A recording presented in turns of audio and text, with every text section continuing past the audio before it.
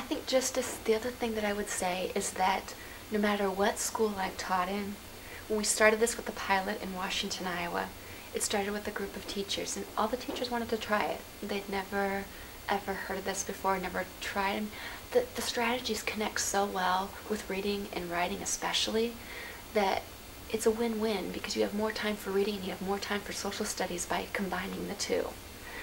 The other thing then is when I came to Prairie Ridge, none of the teachers had any of these strategies.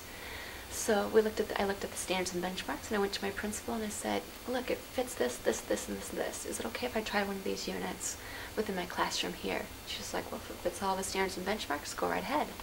So when I did that, then at that time, we switched for science and social studies time, all the third grade teachers, and we'd rotate the kids, so I had every single third grader at that time. And after doing it with all the kids, and the kids would go back to their classrooms, the other third grade teachers came to me and said, no, we want to know more about this. Can you tell us about these strategies? Can you tell us more? Because this is awesome, and what the kids are coming back and getting out of this and telling us about it and connecting to what we're doing, we really feel like we need to teach it too to get more bang for our buck. And that's exactly what happened then. Then the third grade teacher said, can we try this out? And so Elise, who was the director of this Teaching American History grant, said, well, yeah, I have some extra money left over from a cost extension on one of the grants. Let's see if we can't get you guys started here. And once we did that and we shared it then school-wide here, the other teachers were like, well, could we be involved in it too? And then we did professional learning here at Prairie Ridge for 2 summers, and all the teachers K-5 are trained in all the strategies.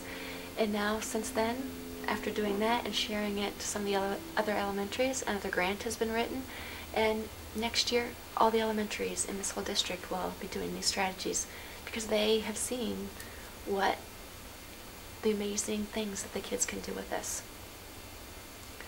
So it grows by leaps and bounds, which just does my heart good. Oh, yeah.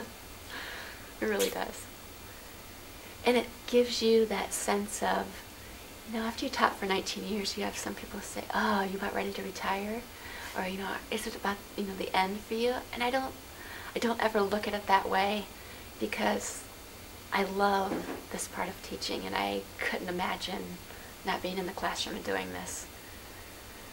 If I didn't have that, then it might be a different story, but I love what I'm doing.